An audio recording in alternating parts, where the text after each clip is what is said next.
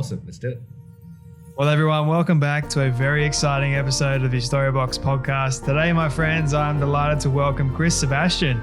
Now, that last name might ring a bell for those people that know the Sebastian name, but Chris is making waves, and I mean absolute big waves, because last year you might have seen him win the incredible popular TV show The Voice that was on season 9 as well. He literally warmed the hearts of every Australian that was watching the show, including mine, and it was great to actually see him make his own career path and not run on the success of his brother.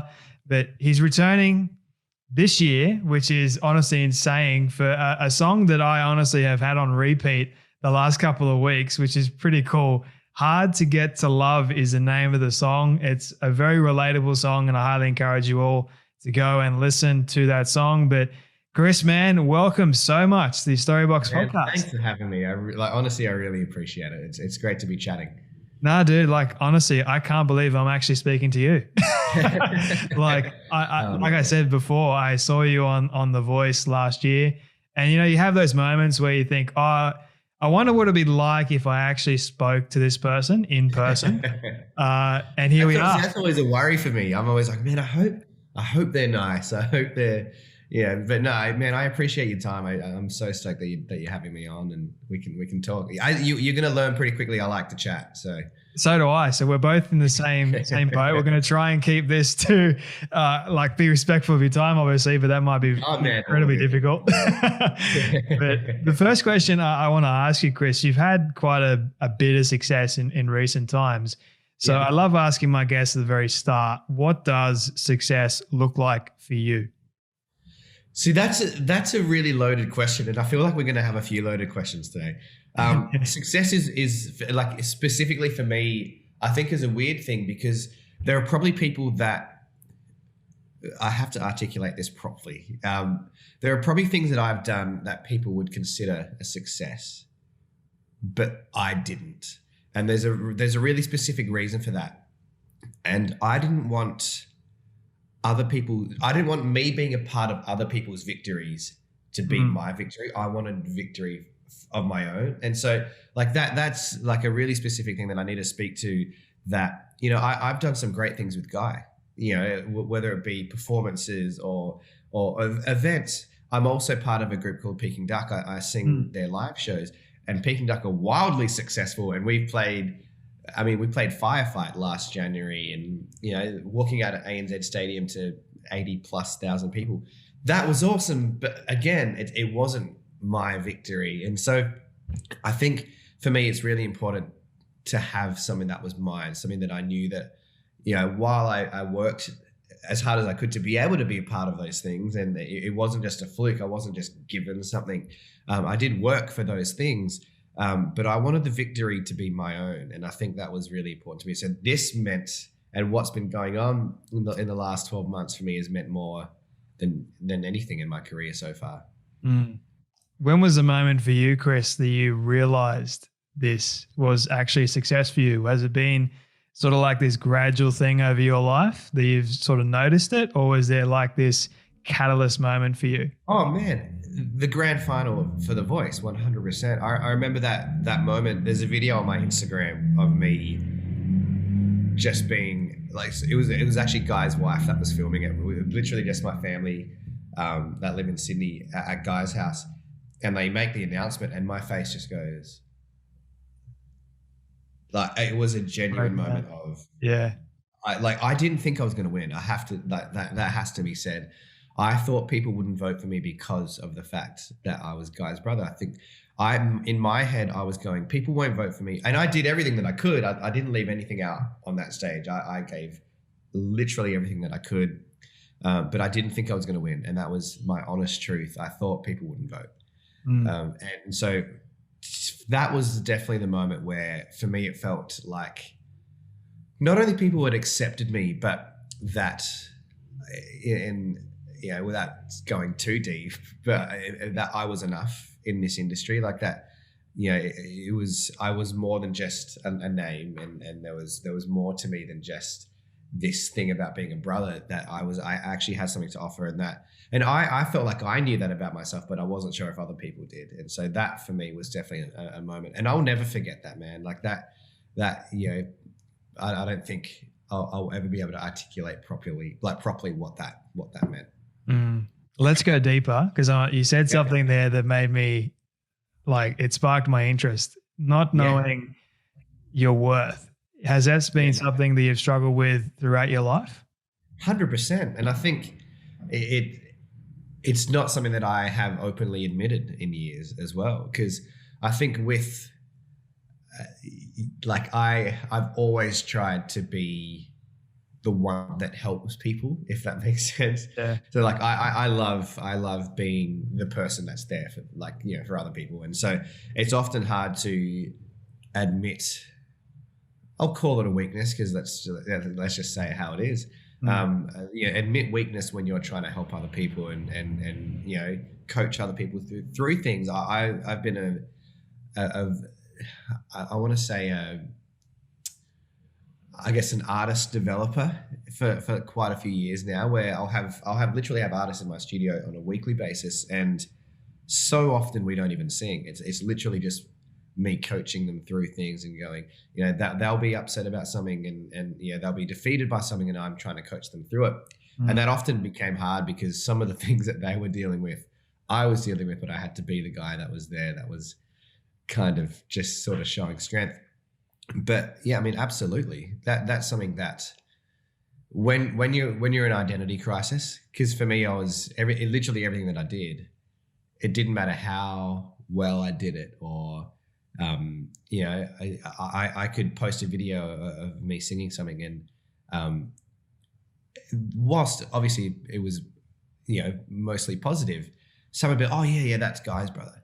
So it was never really a blank slate of this is what I've done. It's always check out this video that Guy's brother's done, or, you know, and that's nothing to say. I'm not trying to say this from a point of view of feel sorry for me, or, you know, like, Guy's one of my closest friends. He's been without a doubt the most supportive person, along with my parents and my wife and family. Like the level of support that I get from him specifically is outrageous. So I never want it to seem like I'm trying to get people to feel sorry for me.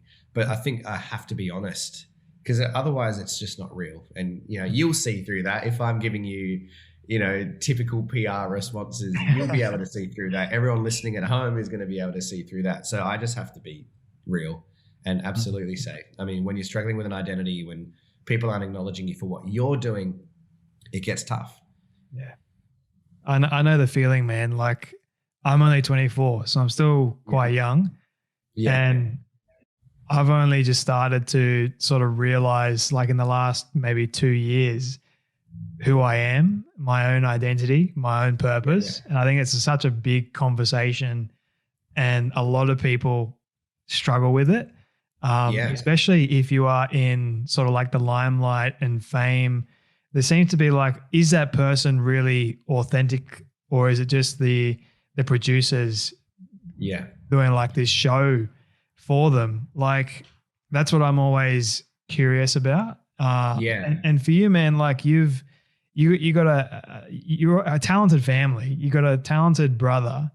Did it ever annoy you at all hearing, oh, you're Guy's brother? Like, and if you asked me that maybe a few years ago, I would have said, no, it's all love and support. But again, that wouldn't have been real. When I say it annoys me, that's got nothing to do with Guy. That for me had more to do with people having so small a mind that they couldn't separate two things. Yeah. And that's what it honestly came down to. And I know that might ruffle a few feathers, but for me, it was like, can you really not just look at what's been done and give the credit for what's been done? And like, why does there have to be this thing? And I'm not even specifically talking about, you know, the general punting public. Yeah. I'm talking, I'd be doing, you know, media stuff, or I'd do an event, and the guy introducing me would say that. I'm like, really? Like, I've not yet done enough for you to not have to be, it'd be all about that. And that was honestly like, for me, being able to admit that, took a little while, and that's why I feel comfortable, because there's dialogue now. There's context to the question, because it's it's not just one random question by someone in an interview. There's context to it, and so that's why I think this is the perfect kind of forum to speak honestly and openly. I totally agree with you, man. Like, and I think this is going to be a very helpful conversation for a lot of people to hear, especially coming from your end.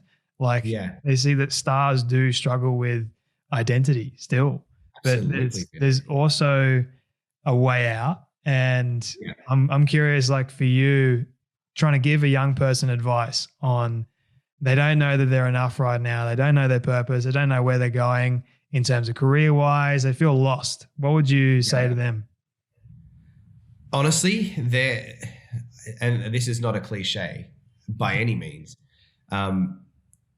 It only happens when you make it happen. Yeah, we hear about these miraculous overnight stories. Like, I remember someone saying to me about Tones and I, "Oh, she's so lucky." No, she's not. She's incredible. Like, I remember playing a show at the Oxford Arts Factory in Sydney, and she was playing in the next room, and I was walking past at her sound check, and I remember clear as anything. I remember 10 seconds of her performing in her sound check and going, she's got it. And she'd released a bunch of songs before Dance Monkey, and songs after Dance Monkey too. And that's why, like, I just, when people ask me questions like this, like, what advice can you give? It would be to keep going. I have been doing this for a really, really long time. And I was in a position where I was helping people get to the place that I wanted to get to. Like, I had my hand in, and I won't name names because I think that's not, it's not cool. But there are names of people that I have helped get to points where I wasn't even at yet. And purely because I had the knowledge to do so. And the reason why I couldn't get there is, a number of different things of people not being able to get past what we've talked about already. But that is everything. If you keep going, it might take longer than you want it to. And that's what it was for me.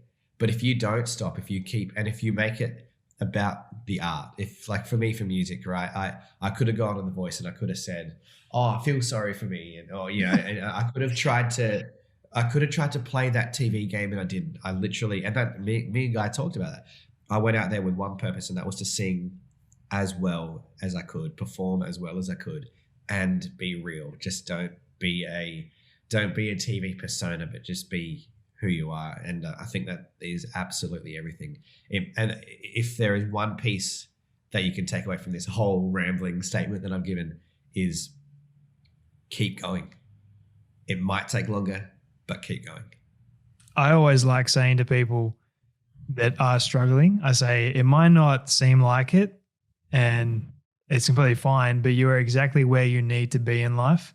Absolutely. It might not be where you want to be, but you're exactly where you need to be. And that's the joy of life, really. If you look at it like that, it's like changing your perspective on the negative and turning it into positive and saying, I should be grateful for, number one, I'm alive.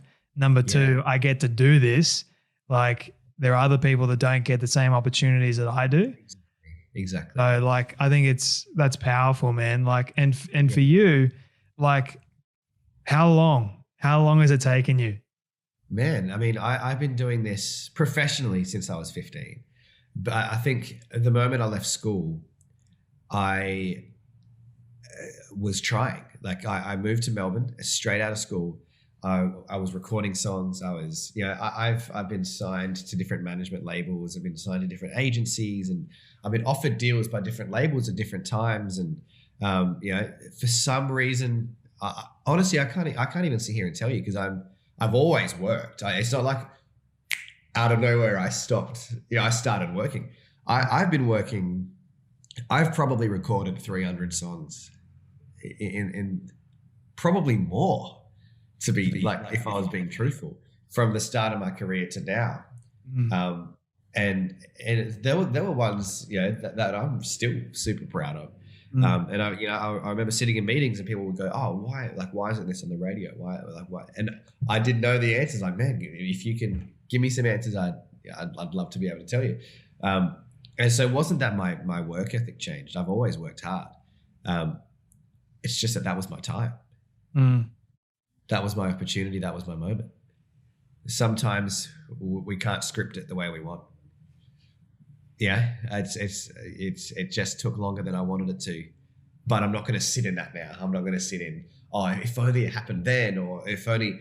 No, this is the moment. I'm going to make the most of it now, and I'm going to do what I've wanted to do, and now have the opportunity to do as good as I can do it. I love that, man. I have a saying I think you might like, because it relates to what you just said. It's persistently practice prayer with patience and perseverance, and you will get through. Awesome. My 5 Ps. That's it. That's absolutely it. Yeah. There's a lot of people out there that are trying to, they're working extremely hard to try and, quote, make it, to be famous, to get ahead in life. And I think it is a tough game. You're in that industry where there's so many people that are really gifted, really talented. You've been able to make it, but it's taken you a long time to become an overnight success. A lot of hard work. Now, what I wanted to ask you is, in terms of those 300 songs that you've actually performed, how many of those have you written yourself? Every single one. Damn. I've not from a ego point of view. I love writing, so it just always happened that whatever I was doing, I was writing. So that's why in this scenario with Hard to Get to Love, me not writing the song is a first. But again, it might just be maturity kicking in. I had to. It wasn't even something that I was trying to do, but I had to let ego go. Because a good song is a good song. I don't care who wrote it. And not only, it turned out, so the label actually played that song for me right after I won The Voice. So it was I think it was a day or two later, I met the team, and they were playing through some songs, and they played that one first. And I was like, no, that song is amazing. Who did that? It ended up being written by 2 of my friends. So, and it just happened to be that way. So, getting to work with them, and it was just awesome, man.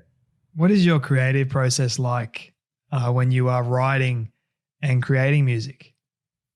Look, it's different every time, but I think there's one theme that is consistent with everything. So sometimes I'll start the music, and sometimes I'll have an idea first, whether it be a lyric or a melody. But there is one thing that is consistent, and it's feel.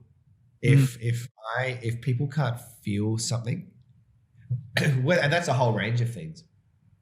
Whether it's if it's an up tempo fast song, I want them to feel pumped, and I want them to feel good. Or if it's a sad song, or if it's a break, I want the theme that is consistent is every lyric, every melody is specifically designed in a way that you will feel something.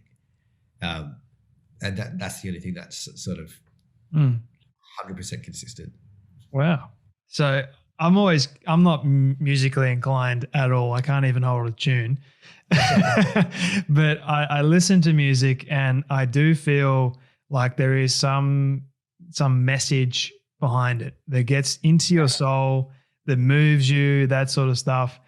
And for you, Chris, what attracted you specifically or mainly to this song, Hard to Get to Love?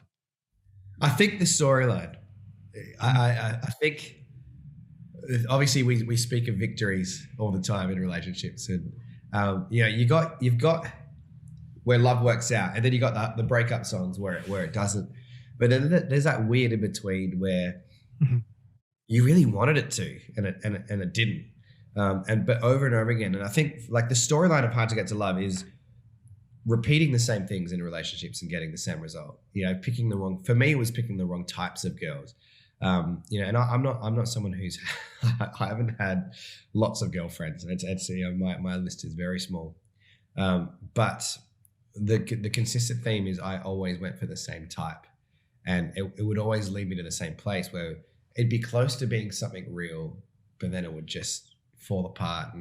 And that was obviously until I met my wife, who is so different from all of them. And yeah, that was just like, I remember hearing that song going, man, that's literally my story. The only thing that it doesn't speak to is the ending, when it actually worked out. But yeah, trying the same things over and over and over again, and it not working out. So what is your version of love now compared to what it was before? Has it changed for you? Massively. I think I literally have, I mean, everyone says it, I just have the best wife. Like, she, I think she's not only the most understanding person, but she makes me better. And like that's the point that I noticed it is, I remember my brothers talking to me. They're like, "You're so much cooler since Tash." I was like, "Oh." So I was a douche before, like, but no, it became like whoever you're with has to make you the best version of yourself, and it's not about them changing you or anything drastic like that. It's, you want to be better. You want to be a certain way for them, and that was ultimately what it was for Tash and I. And we've been together a long time now. So that's why it's always fun when I'm writing songs. I don't have drama as far as relationship problems to write about. Yeah, a lot of artists are at a point where they're going from relationship to relationship and they're writing about it, and I can't do that. I'm literally in a unbelievably healthy relationship, and it often means that I have to look at my friends' relationships when I want to write songs about specific stuff. But what love looks like to me is definitely different from what it was back when I was trying to figure it out. Yeah, I can relate to that as well. And we were just talking earlier about how, like, I've had this song on repeat and I get emotional sometimes because that's been my number one problem. Is I will fall in love very quickly based on feeling, based on emotion, and then I fall into the trap. And I don't actually realize that this is doing me more harm than good. And then people will tell you, hey, this is not a good relationship for you. This is not the right person. And I've gone, no, you're wrong. I'm right. Leave me alone. Yeah. And then you just have to, like, you have to realize it for yourself and then break away from it, which is a hard thing to do. Honestly, it is a tough thing to do, but it is honestly the best thing for you. Like moving past that, because you never know when the right one is going to come your way. Totally. Which I wish I knew earlier that my mum was always right. Like, obviously people say that, and even my mum was like, I'm always right. I mean, she's literally never been wrong. Like, she's just always right. And whenever I had, introduced them to girls in the past, and like I said, again, not a long list, but she was always like, I don't see you guys working it out. Yeah. And I was like, nah, you're wrong. And yeah, she was right every time. I remember introducing them to Tash, my wife, and they were like, she's the one. So, she's a keeper. In 2 weeks, you need to chill. But she was right. It worked out. So how do you know then that someone is the one? Like, this is something that I'm curious about. Yeah, honestly, I think you won't get a fairy tale answer from me. I think the idea of the one is, I guess, another loaded question, because relationships take work. I've spoken about how things are great between Tash and I. They are. We almost never fight, almost, but we do challenge each other. And I think if people are looking for, and this is another thing that I've done, and I'm sure other people have done, people are looking for perfection, and it doesn't exist. If you're looking for something that doesn't exist, and you keep, getting to a place, and you get frustrated with people, or you downplay what something is because of what it's not, you're going to continually arrive at this place where you break up. And our marriage has taken work, and it does. Every day it does. It doesn't mean that it's I'm trying really hard. Sometimes it's a lot easier than it is others. Last night I cooked a +5 marble Scotch fillet Wagyu steak. I sous vide this thing. It's been sitting in, I've had this marinade being made up for almost a month. And I cooked it, and she's just not that into meat. And so I cooked it expecting this big, amazing response. And she sits down, she's like, it's good. I will walk out that door right now. And that's, obviously something that, people are different. I valued it more than she did. Yeah. But that it just takes work. If you're looking for perfection, you won't find it. You'll find someone that's perfect for you, but that doesn't mean things are going to be perfect. It requires work.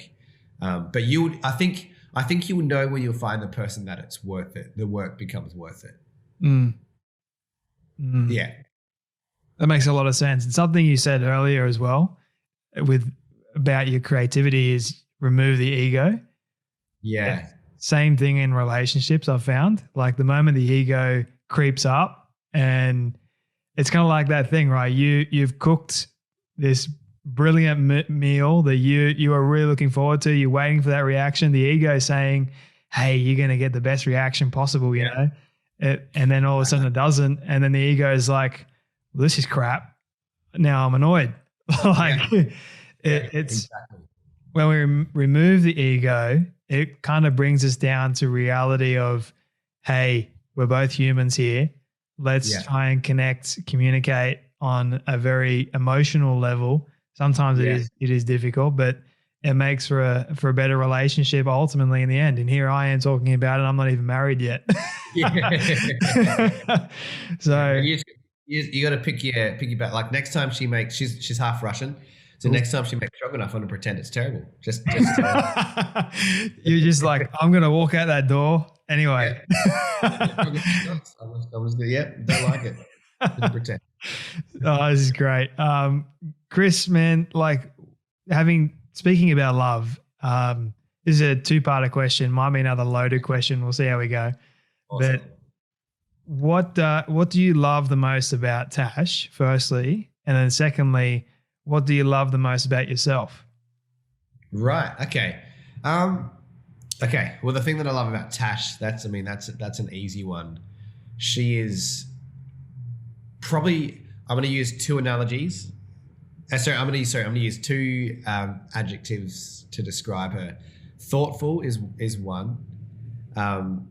And I think the second one would have to be, and I'm going to choose between two in my head. I'm going to say consistent.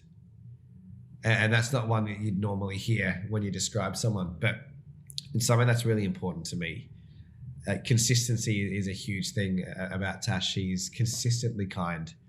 She's consistently thoughtful and courageous as well. And I think she challenges me in ways because she's fearless.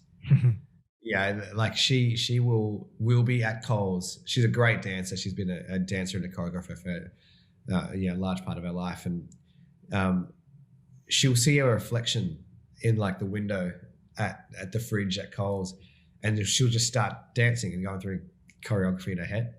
And I'm like,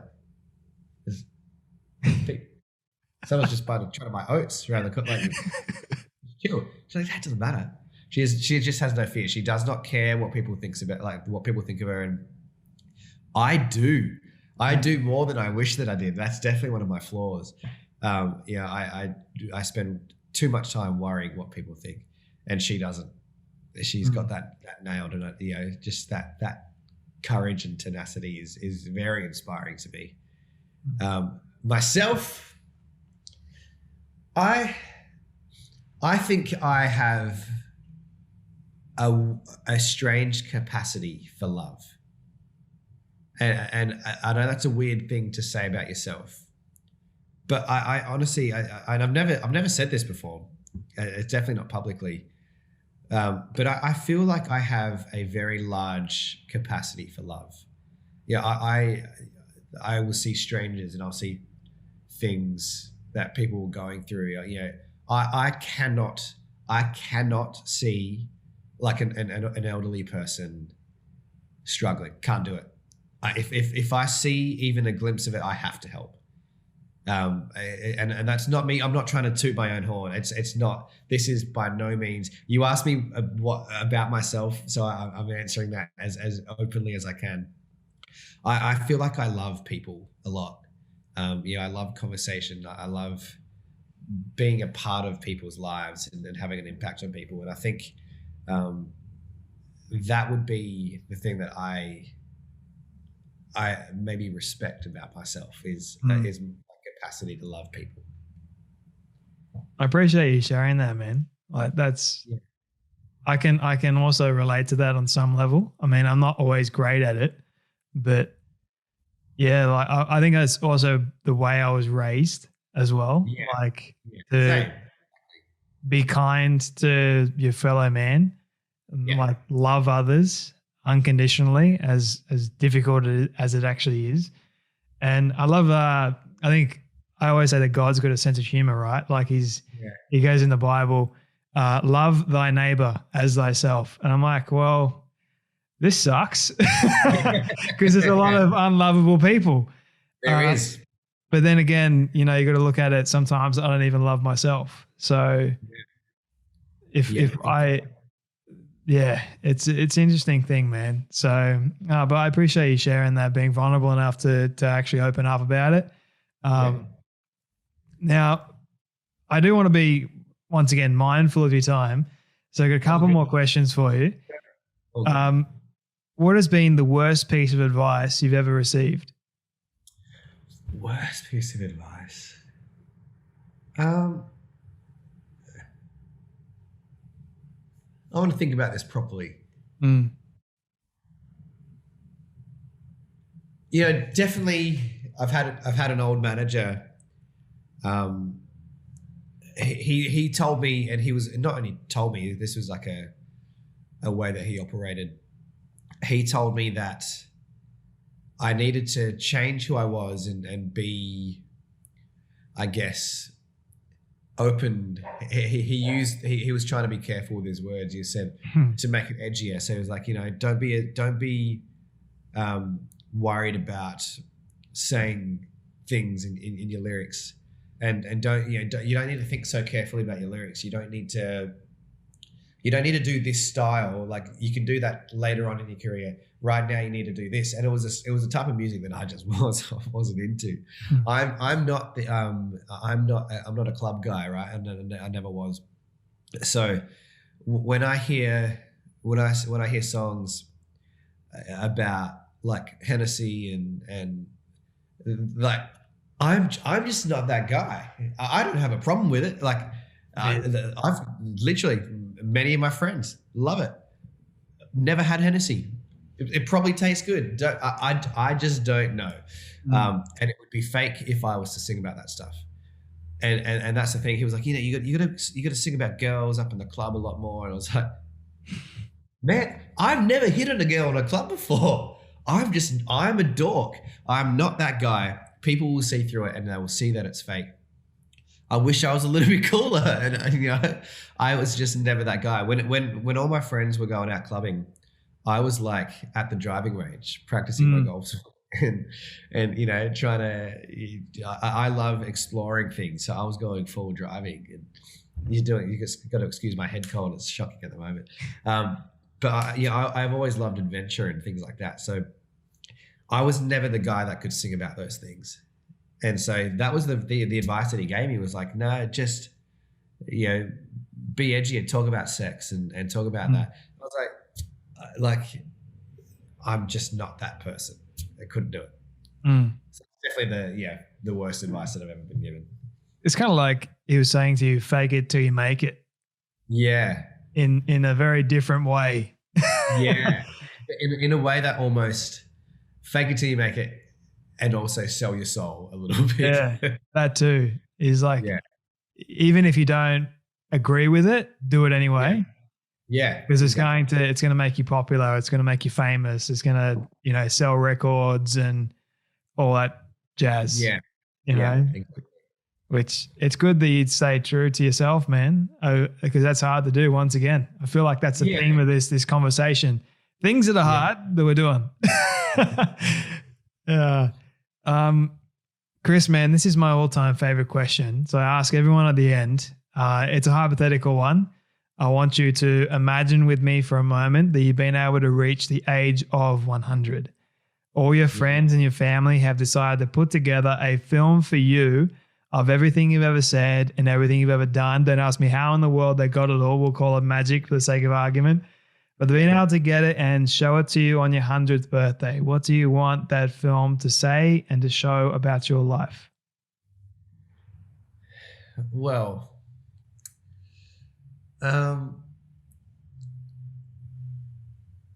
I would definitely, and this one takes a little bit of thought. I would want it to be literally about the way that I've impacted people. I would want it less to be about my achievements and things that I've done, career accolades. I think, and this is real. Like, this isn't one of those, how could I give a good answer that makes me seem noble? I do this. I do music, not only because I love it, but from the bottom of my heart, I want to impact people. I want to make them feel something. And what that feeling isn't always going to be the same thing, but nevertheless, I want them to feel something. And so I think if there was a video, if there was a highlight reel, I would want it to be the times that I touched people's lives. The times that I've helped someone through something. And like a reason why I sing publicly, because people are like, oh, they could easily say, if you wanted to do those things, why don't you don't be famous, or don't I'm not famous because I'm trying to be. I set out to sing and entertain people and hope that they like me, and that in turn has obviously elevated me to a position where people recognize me. But nonetheless, the reason and the motivation for it all is simply to have an impact. And I want to be able to grow that popularity. I want to be able to, so that I can impact more people and just have almost put my stamp of, love on people and impact them as much as a way as I possibly can. I reckon that would be a very powerful film to watch. And obviously there's going to be music in there. Lots of music. Can I ask you another question? This is what I'm curious about. And I was thinking about it the other day. Why is it that we actually use the phrase from the bottom of my heart instead of from the top of my heart? That's a good question. I think maybe I'm certainly just using it because of that's the phrase. But if I think about it logically, when we picture it, we picture depth. Your heart going deep. I think that's probably where the saying comes from. Yeah. Obviously, the deeper you go, the more it means. The harder it is to get to that point. And I'm assuming that's where that saying comes from.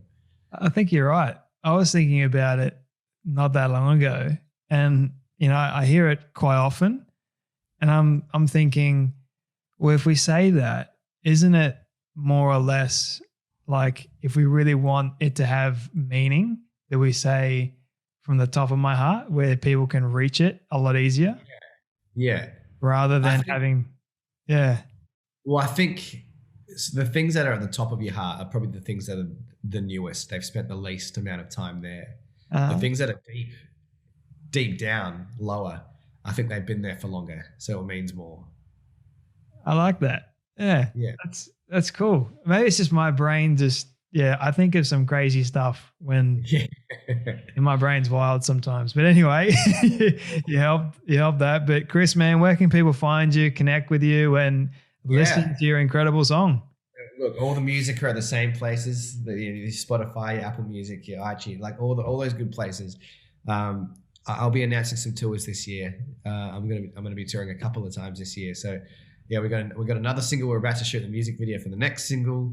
And so I got, there's a lot more music coming out. There's a lot more shows happening, and hit me up. I get messages quite often and people just wanting to chat. So hit me up on socials. I'll very often write back.